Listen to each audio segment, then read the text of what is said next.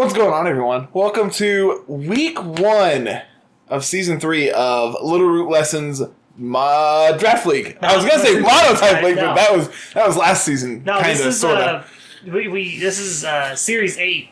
Yeah, which before Series 8 was a thing. Which we did our drafts, and then like 2 weeks later, in prep for week 1, they're like, "Oh, hey, by the way, here's Series 8 rules." Yeah, thanks. sweet. And it just happens to coincide with everything we were doing. Yeah. So, we are going to be hopefully commentating 1 to 2 to 3 matches a week. The goal is 4, 1 from each group. But if we can't do that, or something happens to where the quality of the videos aren't great, I'm going to try and get at least as many as I possibly can. So you get, Carl and I, you get our beautiful mugs a couple more times each week. So today's match, we have Swede and the Rothus Regirock against In Space and the Somerset Squirtle Squad. So Swede here is bringing Calyrex-Ice, Lapras, Incineroar, Pheromosa, Steelix, and Morgrem versus In Space's Lugia, Urshifu, Single Strike, Grimmsnarl, Arcanine, Tangela, and Cloyster. What do we like, man? I really like Calyrex-Ice and the fact that their restricted is Lugia, and there's a Tangela, and there's like a Grimmsnarl, which we don't really care about. Sure, you can set up screens, but we'll just punch you through it. Yeah, we just blow you up anyway. Our attack is high enough, we don't really care. And the fun part is we get to play the screens game back with our G-Max Lapras here, being able to set up Aurora Veil. The scary Pokemon on that side, for specifically Calyrex, is that Urshifu Single Strike. Oh, I was looking at the Arcanine, too. Arcanine having Intimidate, having access to Will-O-Wisp, can also hit it super effectively with a Flare Blitz or a Heat Wave, depending on which build they have. Snarl also is kind of a problem because it hits super effectively, but also can do lowering the special attack of the Lapras, which is actually the important thing. Mm-hmm. Seeing how Swede's mainly his 2 primary Dynamax targets are probably going to be that Calyrex and the Lapras. Arcanine lines up pretty well against both of those, as weird as it sounds to say Arcanine's good against the water type. Yeah, specifically just because of Snarl. Steelix is also a potential Dynamax target on this team. Yeah, Steelix is one that you have played a little with more than I have, definitely. Steelix is very defensively bulky, super high in defenses, and notably has very great coverage being a steel and ground type, so it gets access to all the rock type moves, has access to almost all the fangs. Not only that, but both of its stabs boost its defenses when Dynamax, which is another really big deal. Yeah. So Steelix also carries a weakness policy very, very well just because of its great defensive bulk. So it'd be interesting to see who's got the policy on this team, who's got Life Orb, where the items fall for Sweet's team. Looking over on In Space's team here, though, I'm not impressed with Lugia. In the 6, just like Lugia feels like we have to Dynamax it. In all actuality, yeah. Actually looking at this, there's not really a lot of speed control on In Space's side. We see potentially Thunder Wave from Grimmsnarl. Yeah, and that's about it. Actually it, looking at this. Airstreams from Lugia is the only other thing you have. And Lugia gets Trick Room? Can it? I know it's Psychic type. I believe it does, but the rest of your team's just is higher in speeds than the rest of especially in comparison to Calyrex-Ice. Setting Trick Room sounds like a great idea. Oh yeah. Yeah. So I feel like Lugia definitely needs to max and get some Airstreams up, and they need to prevent setting Sweets from getting Trick Room up pretty quickly. Yeah, we have potentially Taunt on Grimmsnarl. I know Tangela has access to Rage Powder and Sleep Powder, which Sleep Powder in particular could help. I'd be surprised not to see a potential safety goggles somewhere on this team. Probably from Incineroar. That's usually the common one. Yeah. I could also see Pheromosa, so then you can get a speed swap off. Yeah. Which speed swap is another form of speed control here. We can just go turbo fast Calyrex, and then how does Lugia deal with that? It doesn't. That's the how does Lugia deal with a Calyrex that's faster than it? It doesn't.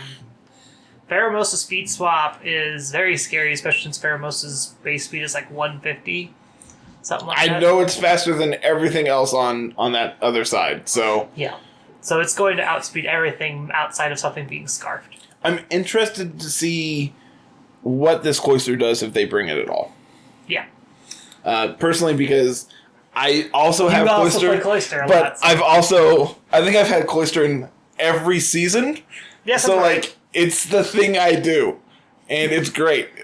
I don't think I've actually ever shell smashed with it, which is something you could actually see this week between like Tangela Cloyster as a lead or Grimmsnarl Cloyster and just go for a fake out plus that shell smash. You could also see like screens, like light screen with Cloyster seems really good because your special defense is so terrible.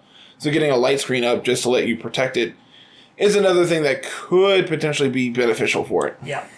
So it'll be a battle of speed control and screens, it seems like.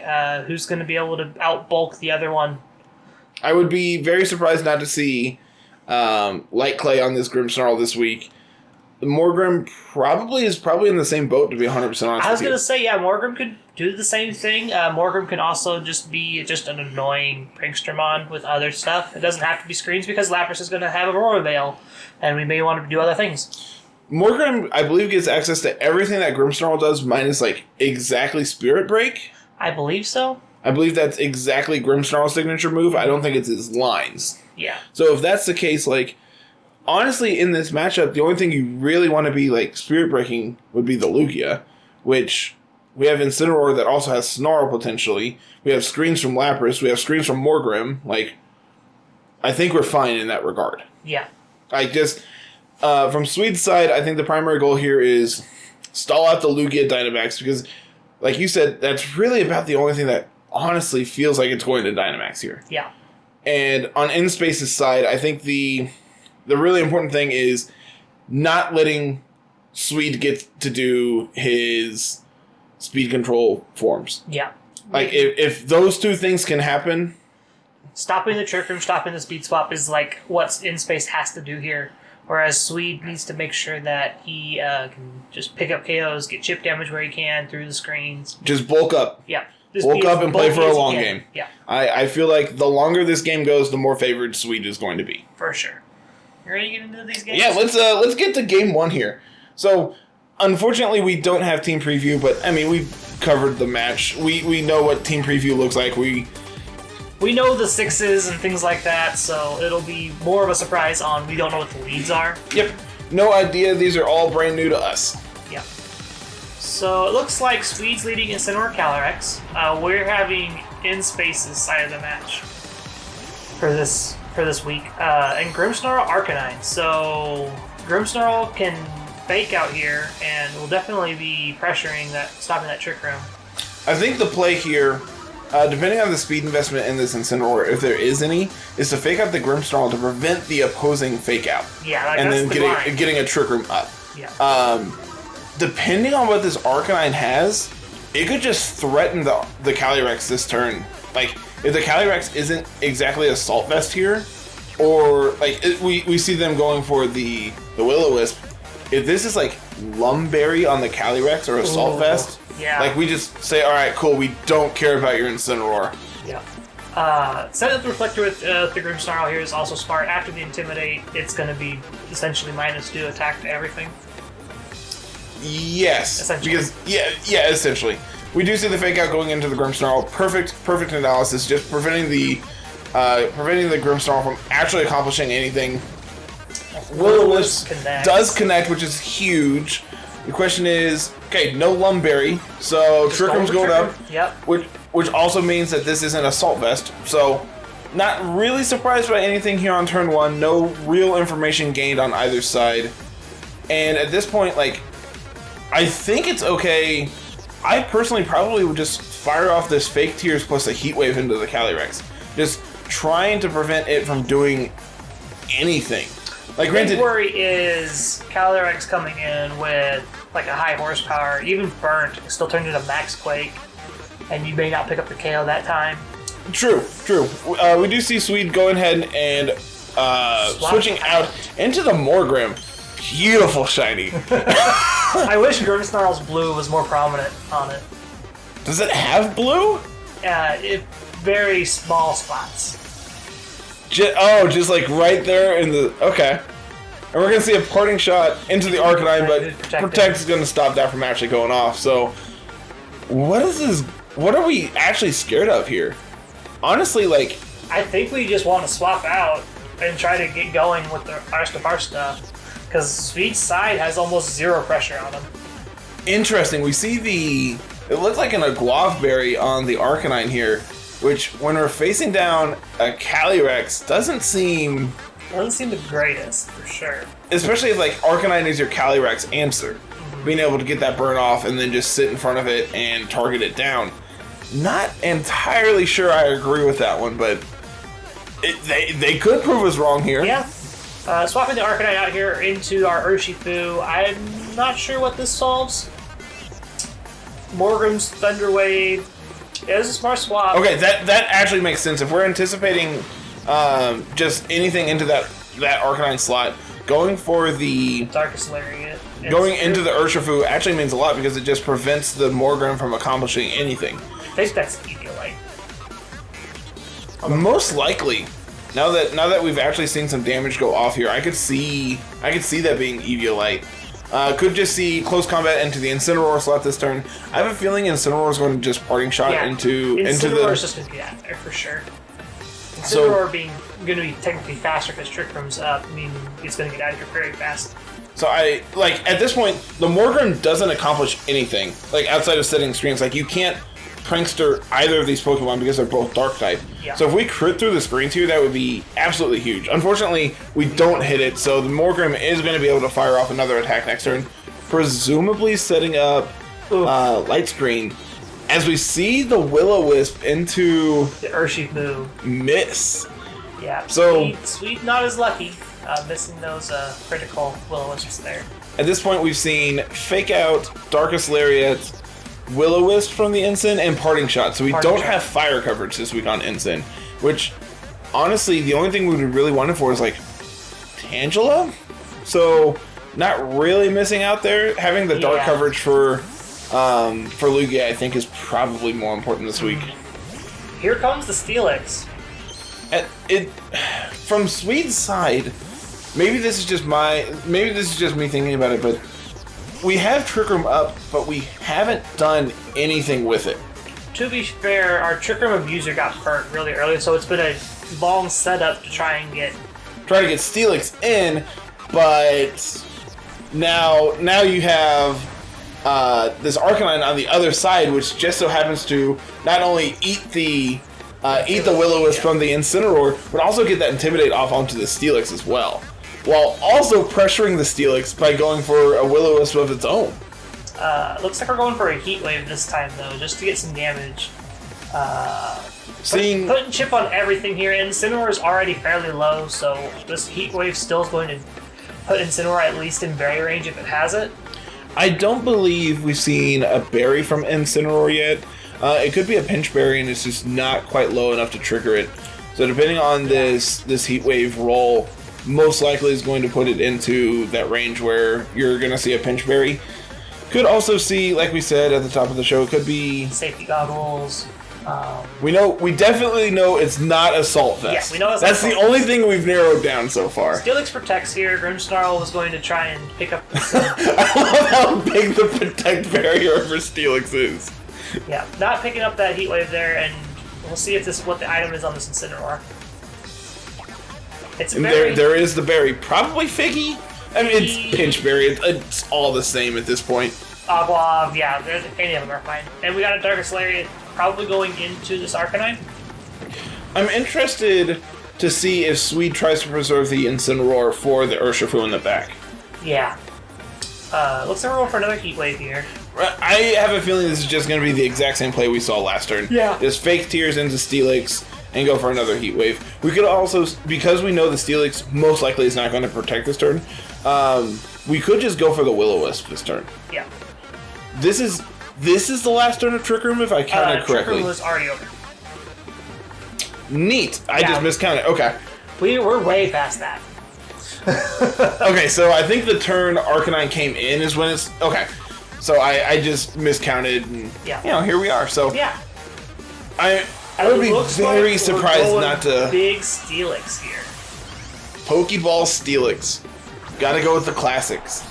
Big Steelix. Yeah. I think from InSpace's side, personally, I just want to fire off a Will-O-Wisp into that thing and just immediately cut off the damage output from it. Because that means that Swede's, like, both of his dynamic Dynamax targets this week are the Steelix and the Calyrex, both of which are super weak to getting burnt.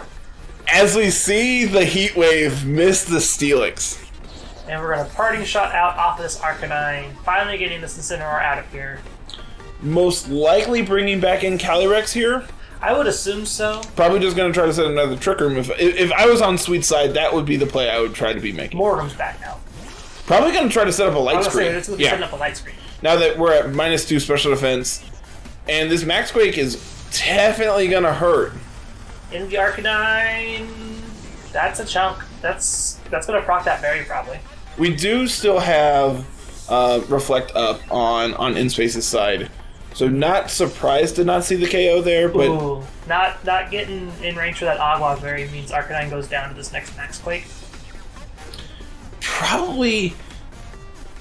We have no reason to set up light screen this game. There's Not no yet, reason. Yeah, we haven't seen a reason to do it yet. Well, Swede also has 3 physical attackers between the Incineroar and Calyrex and the Steelix. Like, there's literally no reason to set up a light screen. This Morgrum's not pressuring us at all. Got the Will-O-Wisp, so InSpace is 2 for 2. Whereas Swede is 0 for 2. Granted, one of those got eaten by a fire type, but still.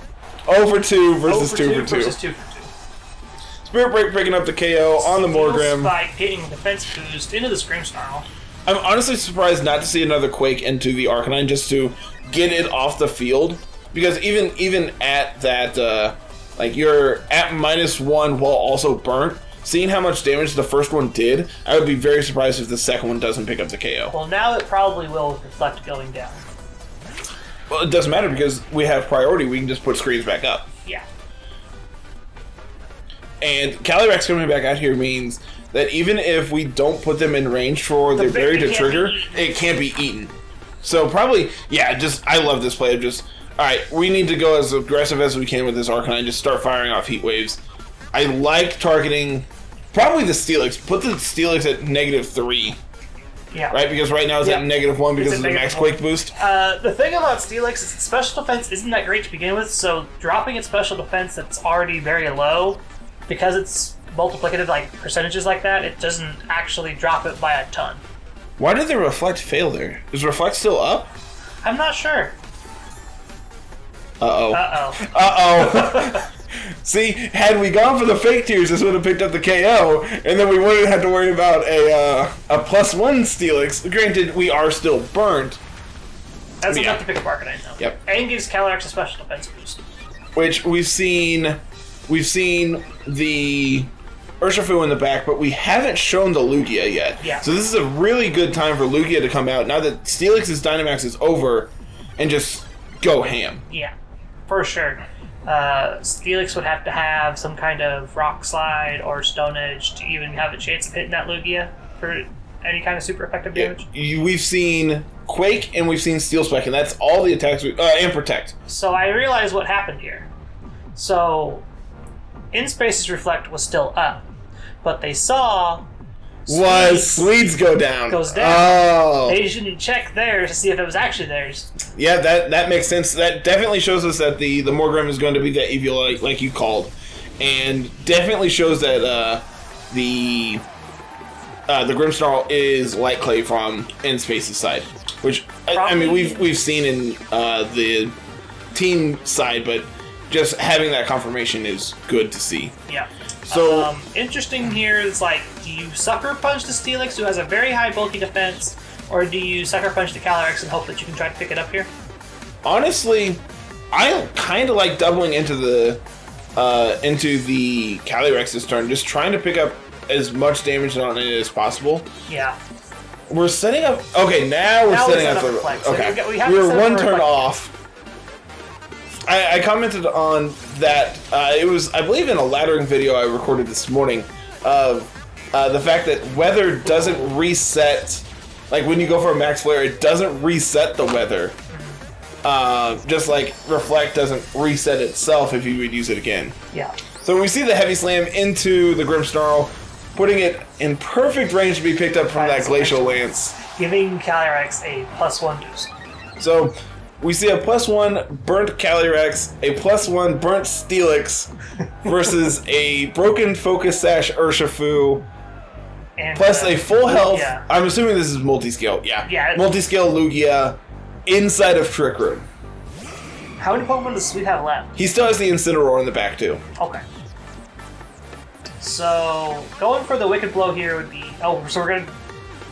I don't know if I agree about Dynamaxing this Urshifu at this point. I think I like this play of just going for the Wicked Blow. Or I actually think Sucker Punch into the Calyrex is probably correct. I think at this point it's safe to assume that the Calyrex is staying in, and if anything is going to switch out, it's most likely the Steelix. Oh. So we're going to get Calyrex out. Incineroar comes in. It's going to intimidate the Urshifu and the Lugia. Which, luckily, that one doesn't actually accomplish anything. I believe the Max Quake on Lugia is Earthquake. Is this physical Lugia? I believe that's what I saw. I believe that was Earthquake. So this actually might matter. If this is physical Lugia, that could make a world of difference. Just preserving that Incineroar for that much longer. Let's see how much this Heavy Slam does. Not a ton. Granted, you are burnt. You're at +1, but you're burnt, while also having Reflect up. So Yeah. we do see the Steelix go down to that Max Quake. Gonna get the special defense boost for the Urshifu Crit. and the Lugia. Nice crit there. I don't think that mattered. Steelix is very bulky, but that was such low HP. Even at -1, I don't think that mattered. I wonder if this Wicked Blow is enough to pick up the KO here. Probably? No. No, not quite. Oh, it's like, yeah. So, Incineroar's gonna stick around for a little while longer, and Calyrex has to come back out here. So, there's a line here where we just Sucker Punch the Calyrex, and then Lugia takes out the Incineroar. I think it's actually detect on the Urshifu this turn, just to prevent a fake out into the Urshifu. Like, I think if this could be fake out plus Glacial Lance, pick up the KO on the Urshifu, go back to +1 on the Calyrex. So that's exactly what Swede's gonna do here. We're gonna fake out the Urshifu. I'm not sure if Glacial Lance picks up the KO on the Urshifu here. Oh, it does. Okay. Doesn't do anything to Lugia. Oh, it's because it's crit. Oh, nice. I was gonna say, I don't think it's... Uh-oh! I was about to say, I don't think it's gonna do enough to pick up the KO on the Urshifu if we're burnt, but if it was a crit, yeah. Well, we also have Reflect up too. Yeah. So getting that crit there was really important. We're gonna fire off a Max Quake this time. Into the Incineroar, picking up the KO upon it, and now we have a +2 Lugia still in Dynamax, but its multi-scale is broke. Versus a burnt, a burnt +1 at 1/3 HP. Let's see here. Who's gonna get this one? Because Man, if that's actually Earthquake, that's kind of insane. Just Glacial Lance single target. does a decent chunk. Burnt through Reflect. That does a lot. And we do see game 1 going in Space's favor. Yeah. All right. So game 2, from each side, how do we adapt? So I feel like Swede spent a lot of time switching back and forth and not really putting any pressure out. I feel like he should have more than likely brought that Lapras. Just because it's just like Lapras is a very good Dynamax target. You know Arcanine's over there. Arcanine's most likely coming in because your team is mostly physical. I like the adaptation of either most likely dropping the either the Morgrim or the Steelix and bringing in Lapras, like you said. I could also see dropping either of those as well and bringing in the Pheromosa and just saying, all right, we're just gonna go fast. Like we're not gonna set up. We don't need to set up. We're just gonna go fast. Like if we lead Pheromosa Steelix and just Dynamax on one, blow up the Arcanine. Yeah. Or even like if they do lead Arcanine, we can just smash it, and then from there, Pheromosa's then slow. We can speed swap onto something of theirs, steal their speed, and now they're crippled while Pheromosa's at an okay speed. I think Pheromosa would be a very good adaptation for Swede to bring in here. Yeah, especially knowing now that In Space's Grimmsnarl does not have Fake Out on it, because we saw all 4 moves for it in that match. So Swede has that information of, okay, there's no Fake Out. I can do the speed swap on turn 1 and get away with it without being punished for it. Yeah, because that means there's the only thing that punishes you is exactly Tangela on the other side. Yeah. If they lead Tangela, then you get punished for bringing in Pheromosa, but then you just don't go for it. Yeah, like, you see Tangela, you just click. You just Trick Room instead. Yeah, you just Trick Room and go the other way. So let's see what they ended up doing here as adaptations for this game 2 here.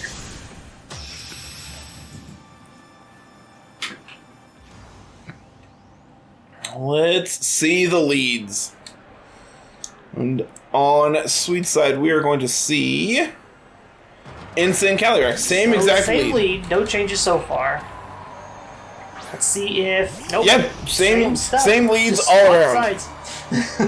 Notably, Swedes are on the same side. Yeah, Swedes are on the same side. Not that literally means anything, but... So, turn 1, I think this is the exact same play we made last game.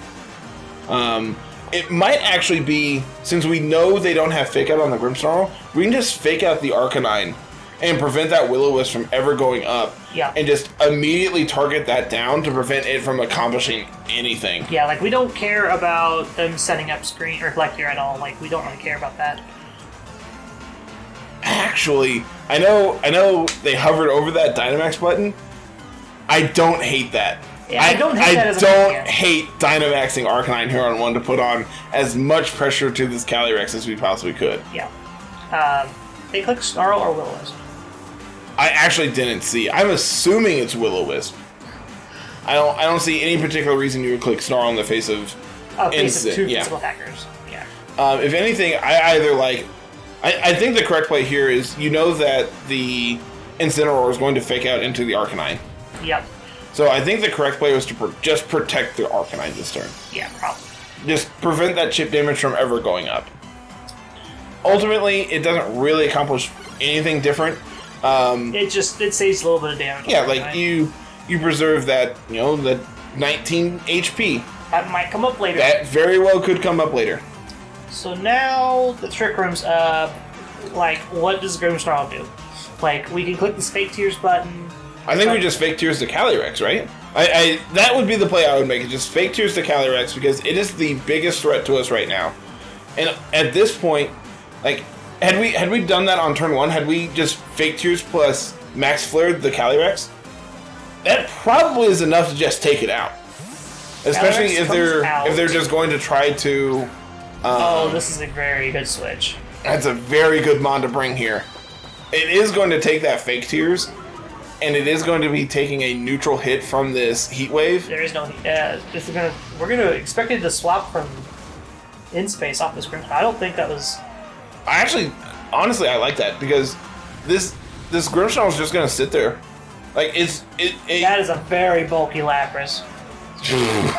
That's a -2 Heat Wave that it just took like no other. Yeah, that's a very bulky Lapras. I'm not sure what just happened there, but that should have done a little bit more. This is either like max HP, max special defense, or there is literal zero investment on this Arcanine. Yeah. And I don't think that's the play. I don't think that's the case here whatsoever, seeing how much it did to the Steelix in game 1. Yeah. So, let's see here. So now I think we just light screen and Snarl like the entire game away here. No Dynamax from the Lapras here. We haven't shown Snarl on the Arcanine yet. We are just going to fire off that Hydro Pump into the Arcanine. That's a chunk. Not quite in berry range. We're going to Parting Shot, presumably, also into the Arcanine. Yeah, we're just going to keep swapping guys around here. Did we ever see an item on Calyrex? No. Could it be weakness policy? Weakness policy was on the Steelix. You're right. You are correct. I was gonna say, like, switching into Calyrex here on the Snarl and trigger your weakness policy with just big brain plays. But big Calyrex brain plays. This is most likely could be just Life Orb. No, because we definitely saw it fire off attacks last game. It's not Lumberry. It's not AV. Expert Belt. I could see Expert Belt. I could see Safety Goggles Calyrex too. Yeah. Just prevent like sleep powder. Man, I am really interested on what this item is. We see 2 turns of Trick Room left. I'm going to Spirit Break into Lapras to lower its special attack even more. And I think protecting Arcanine is very, very good. I could also see switching Arcanine out into like Lugia and just eating that hit like no other. Granted, it would break your multi-scale, which probably don't want to see happen this early. A non-burn Calyrex is probably going to do a lot of damage to Reflect. Yeah, it does. Brine. That's some tech. That is some tech. But a Spirit Break into this Lapras. -2. Yeah, -2 Lapras now. The Snarl did connect, correct? I believe so. Okay. I want to make sure I haven't missed anything. I don't think Dynamax and Grimmsnarl here. I don't think Dynamax in any of these Pokemon is going to be good here.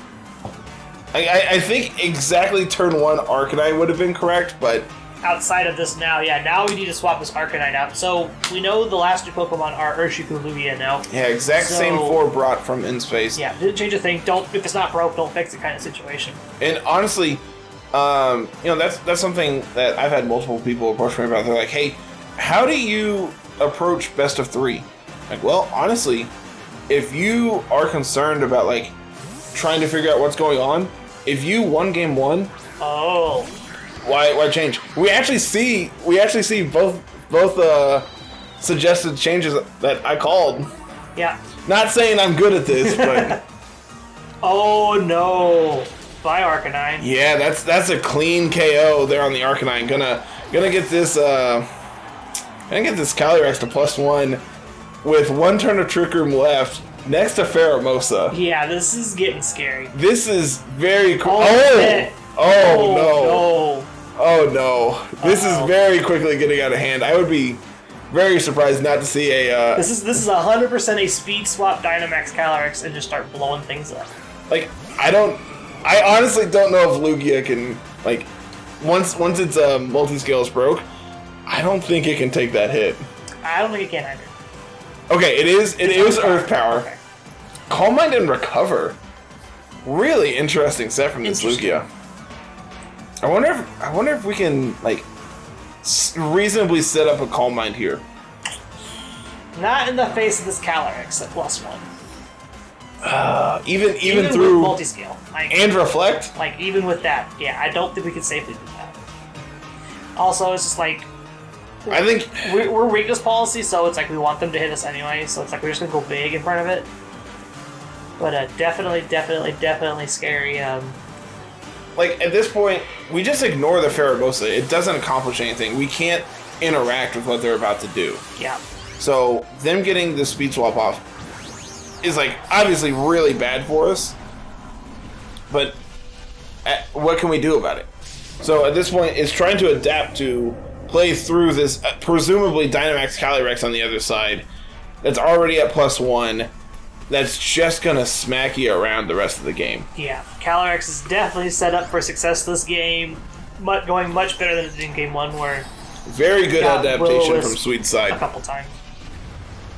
Yeah, just preventing that Will-O-Wisp from ever connecting makes such a difference for this Calyrex. I love that the Dynamax for the horse rider forms are blue. They're both blue, aren't they? They're the only ones that are blue. Yeah, now that you say that, that's accurate. How much is this going to do? That's so much. Even through multi-scale and Reflect. That does so much. I'm going to trigger the policy, but honestly, I don't think that makes a world of difference. It's not going to do anything. Like, Airstream into what? Yeah, going to put us down to a Sash. Spirit Break is going to pick up the KO on it, but it did its job. It did its one thing. Pheromosa has exactly one mode: click speed swap. Yep. So we Airstream just so we could try and match that swap speed, which is it's a good attempt for sure. I don't think we survive another. I think Lugia is faster now. I would be very surprised if Lugia is not faster. If we have any kind of speed investment, we should be faster.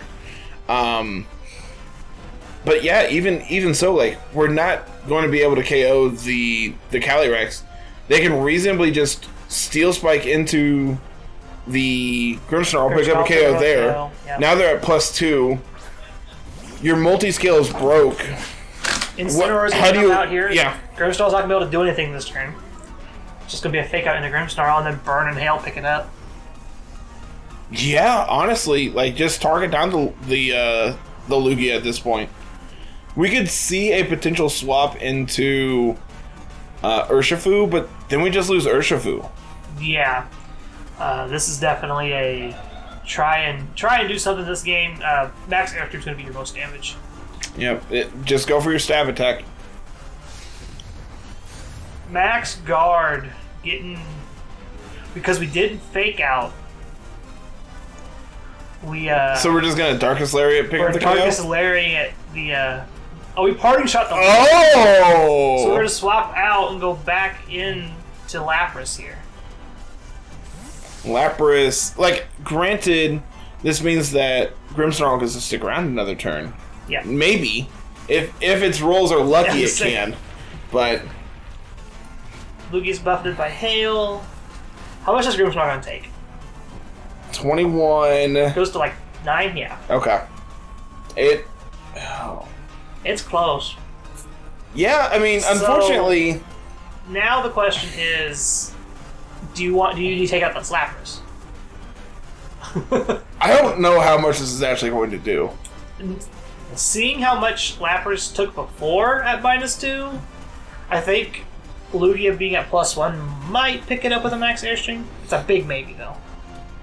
So, my big thing here is Calyrex Max guarded last turn, right? We know it's going to try to accomplish something this turn. I think it's correct to target down that, because there's a chance that Lapras protects, and then you've essentially wasted your Dynamax. Mm-hmm. Calyrex is faster than Lugia still. That's rough. Because this is going to hurt. Yeah. Not quite enough, but that should put it in Hail range. No, it won't, because Hail goes off of your base HP. Not your Dynamax HP. But we do pick up the KO on the Lapras. Now Lugia might be faster than Calyrex. I would be very surprised if it's not at this point. The problem is now you have Incineroar comes in, Grimmsnarl's down, Incineroar has to fake out your Lugia, and you can't protect it. Like, we don't have Protect on Lugia. And even if you did, you just go down the hill then. So, honestly, I think the play this turn is to fake out the Urshifu and just Glacial Lance. And pick up an additional KO. And then, like, what does Urshifu do? It can detect, but yeah. There would have to be a lot of hacks to go wrong for Swede not to pick up this game. Swede's in a very commanding position in this game. There's got a lot that's going to have to go wrong for Swede not to get this. I am confident saying he's in the 100% chance of winning this game. This is essentially 2 versus 1. Like, Lugia's at 3 HP. Like, you get to Earth, you can try to recover, you can try to Earth Power Incineroar, like, you can try to do something, but I feel like Incineroar's just going to pick up the KO here. Yeah, the fact that, like, we don't have Protect on Lugia this turn is going to show our opponent that we don't have Protect on Lugia. Period. Maybe. Like, there is a chance that, we do just fake out the Lugia. But even if we do Protect there, like, we don't accomplish anything. Glacial Lance, single target at +1. 2. Are we +2? Yeah. We hit the second one? Okay. No, Hail, pick up the Grimmsnarl. You're right. You are right. But it doesn't matter. Like, Hail's gonna. If Urshifu goes to Sash, Hail's gonna pick up the Urshifu. Man, that does do a good chunk. But it's not a KO. So, moving to game 3, from Swede's side, this felt great. Yeah, this was I think the adjustment that he made was very much in his favor to win this game. I think the big thing is, honestly, I want to be a little more aggressive on Swede's side. Maybe that's just me being me, but like, why try to set up Trick Room? If Pheromosa works and they have no way of interacting with it because they showed us they didn't. Just do the thing. Yeah, just go. Just go turbo fast on turn 1. Now, from InSpace's side, you have to play more aggressively. Oh yeah, like you're playing all these defensive styles with Arcanine and Groomsnarl, trying to just stall out any kind of setup from Swede's side. Swede's doesn't care. His is just a one-turn go, go, go. If I was in space, I would lead the exact same way, and I would fake Tears plus Max Flare the Calyrex on turn 1. Yeah. Just immediately remove it from play, make it a non-factor in the game, and hope to figure out how you beat a Lapras in the end game. Yeah. Like, granted, at that point you have Snarl and you have you have Snarl, Light Screen, and Spirit Break, all to deal with Lapras to prevent it from doing any damage, and then Urshifu just comes in the late game and just Wicked blows it and doesn't care about them setting their own screen. So, I think that's the play to victory for InSpace. Yeah. From Swede's side, just do the same thing. Yeah, Swede just needs to repeat game 2, come right back with it. InSpace, yeah, he needs to play a little bit more aggressive, not be so laid back and scared. If Swede gets into a position where Pheromosa plus Slow Thing is on the field, I'm pretty sure that InSpace just loses. Yeah. Okay. So let's see. Let's see what changes for Game 3, if anything. Yeah. Because honestly, I think their leads are both correct. I think both of their leads are... Yeah, both their leads are very strong. Morgrem Lapras. Okay, so we're calling out the bluff. Okay, so this is cool. So we get to break multiscale with Freeze Dry really early if we want to, or we can just Hydro Pump. I think this play is great. Just not care about Lapras whatsoever and just Calm Mind up in front of it. Lapras is gonna go big. I'm very, like, coming from Swede's side, this lead is terrifying. This works as long as, like, if the Morgrem has Thunder Wave or has Fake Out. If it has Fake Out, that Lugia's... This Lugia might die. We are going to set up Light Screen. It might die still. It depends on how much investment that Lapras has, and seeing how much bulk it has... Oh! We are stealing items today. Lagging Tail. So it's not Eviolite. It's not Eviolite. So that's just a bulky Morgrem then. Interesting. Okay. So Morgrem coming out, showing off its tech here. Taking away the weakness policy off this Lugia means Lugia is going to deal significantly reduced damage for the rest of the game. Like, granted, that was a multi-scale hit with Light Screen up, and it did, 30 damage or whatever, but you're also a +1 on Lugia. The good thing here is you can just fire off Spirit Breaks now into this Lapras. They're probably going to set up, on Sweet's side, he's probably just going to start setting up Light Screen and Reflect and just say, okay, we don't really care. We don't care what you're accomplishing. You're fine. Just sit there and durdle up. I'm in to play the long game. The problem is like we said earlier in the very top here of this video, Lugia is the Dynamax target for InSpace. Like 100% of the time. You could Dynamax the Urshifu, but I don't think it really accomplishes anything. It doesn't line up against anything really well. And then you just get cycled on with Incineroar. So, honestly, I really like what's going on here. Just, negating anything this Lapras is doing by just setting up Calm Minds.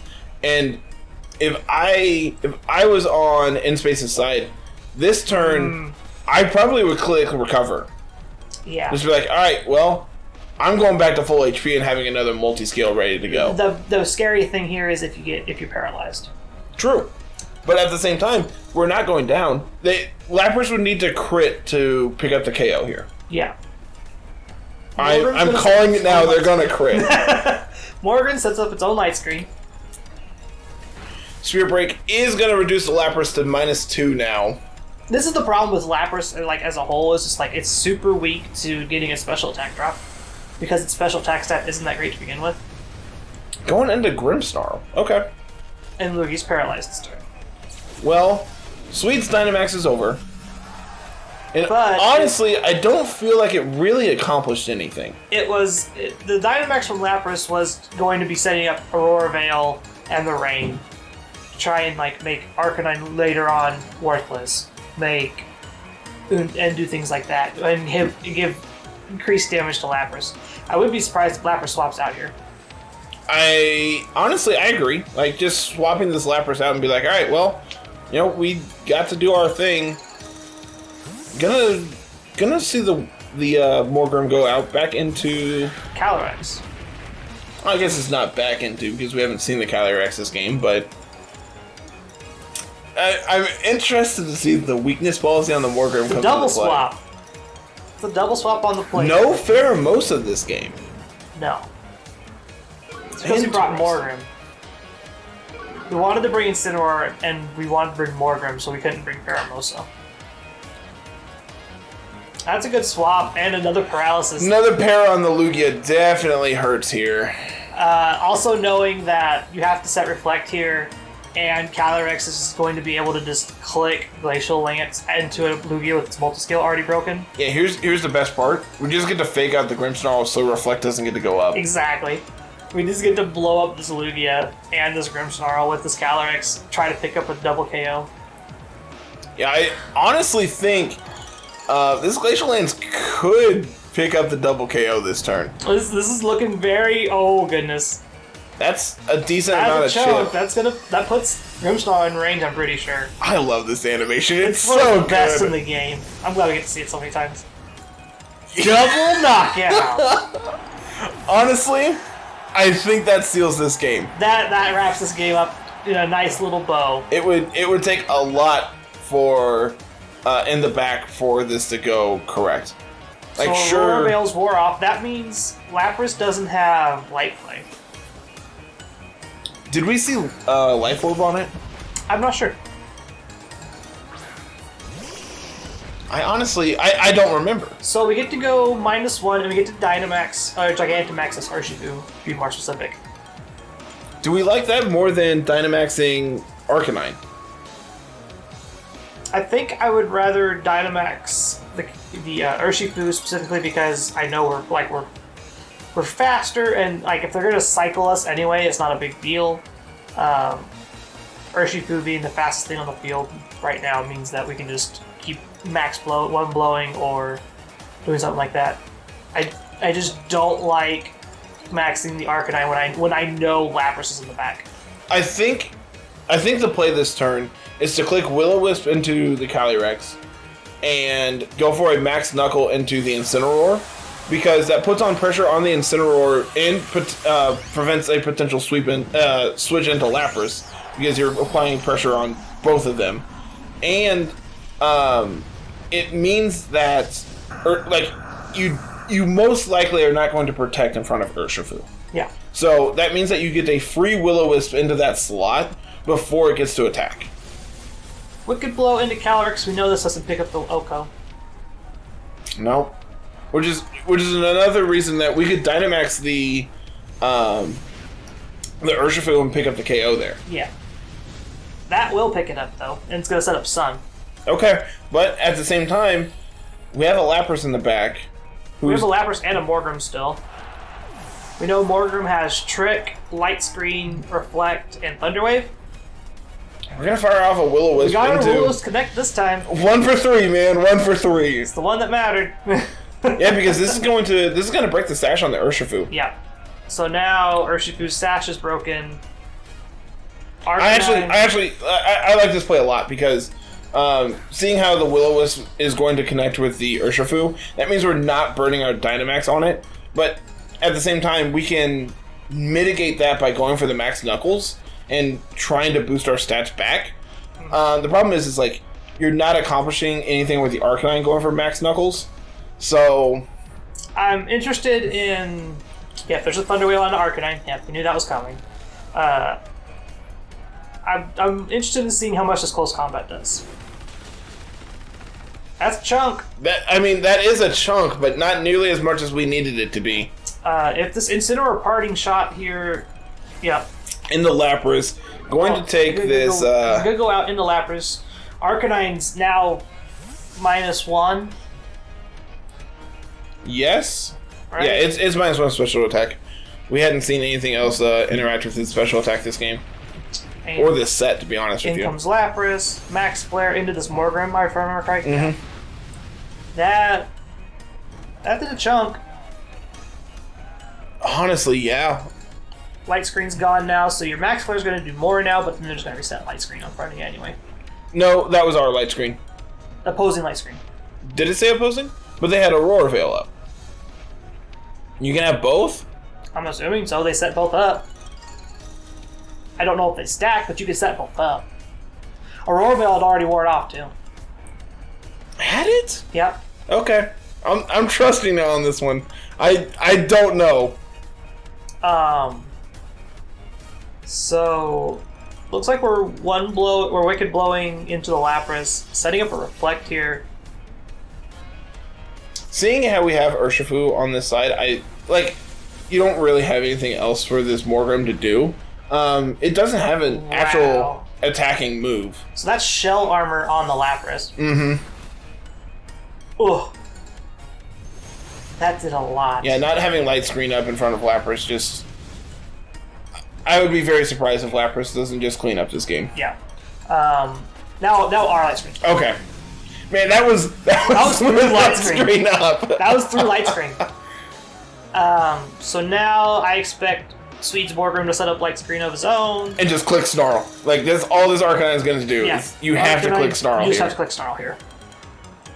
Like, that's all you can do. You just spam Snarl. You can potentially go for a Will-O-Wisp, because it might do more damage than the Snarl would. Looks like we're going to go for close combat and... just try to crit through the screen here. Well, you can't crit the Lapras. Oh, yeah. So we reduced our... Oh, we're at minus two now. Yeah, we were at -1. So this freeze dry is definitely gonna pick up the scale here. Bye-bye, Urshifu. Yeah. Man, not being able to crit the Lapras actually came in clutch. Yeah. Burn the Lapras. Burn the Lapras. Okay. Lapras. Okay, we burn the Lapras. So Lapras is going to take burn damage. Goes to like 2. So now, this turn we can just protect with Arcanine. And let it go down. Hopefully protect. Hopefully we get to protect, yeah. I don't think Hydro Pump KOs from this range in the sun. Most likely not in the sun. We're at full HP, aren't we? We're at full HP. Okay. Then yeah, in the sun I don't see... A crit might pick it up. Crit Hydro Pump in the sun might pick it up. Maybe. It's a roll, probably. As a man who's been playing a lot with Lapras lately, maybe. We haven't lost any special attacks, so...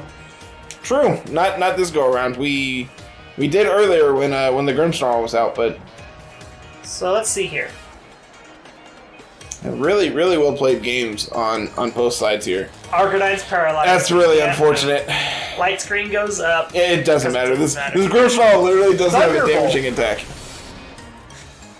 That actually did a decent chunk. I was interested to see if they had Perish Song and if he was going to click Perish Song this turn or not.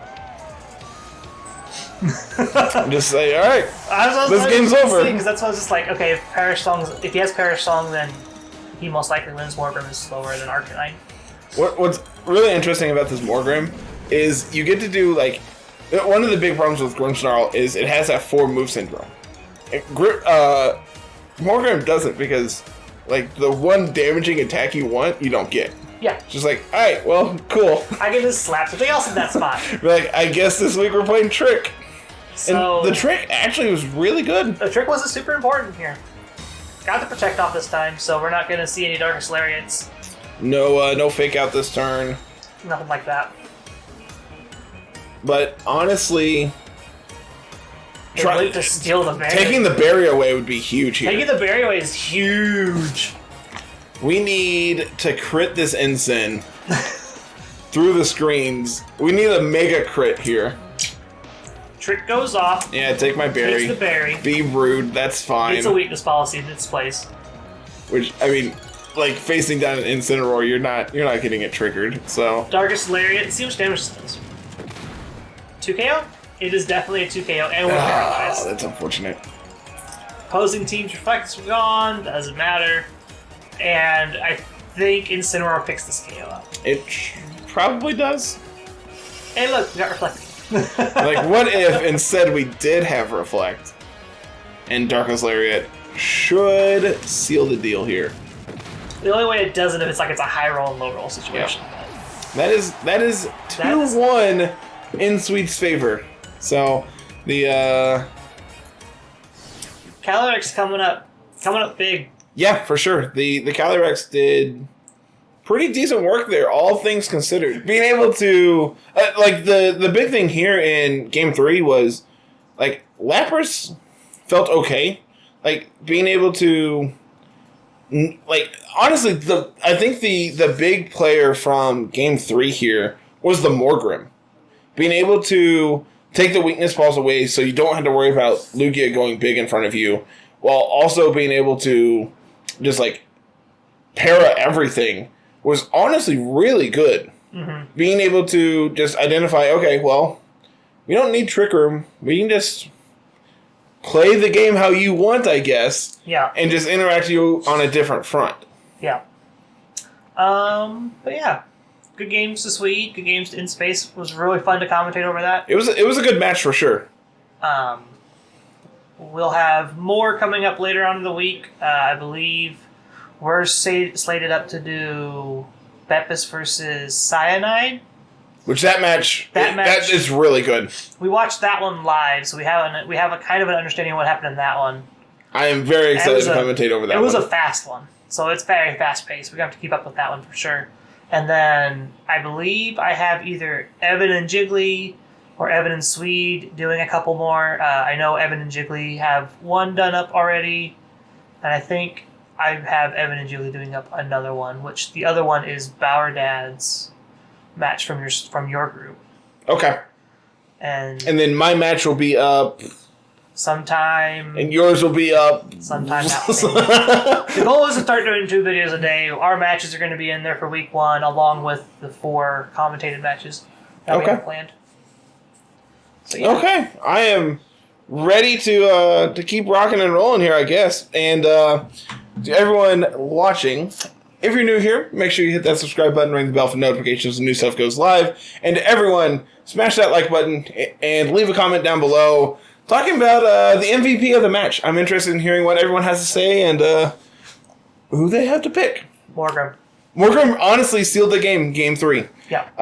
Past that, Calyrex was really important. Game 2 was honestly a big part of why Swede was able to pull ahead in Game 3 as well, being able to pick up the double KO. That double knockout was huge. Just completely invalidating the Lugia and therefore making InSpace have to adapt their Dynamax target. Really, really did help seal the game in Swede's favor. So for sure. That's going to be it, everyone. Have a wonderful day. Peace.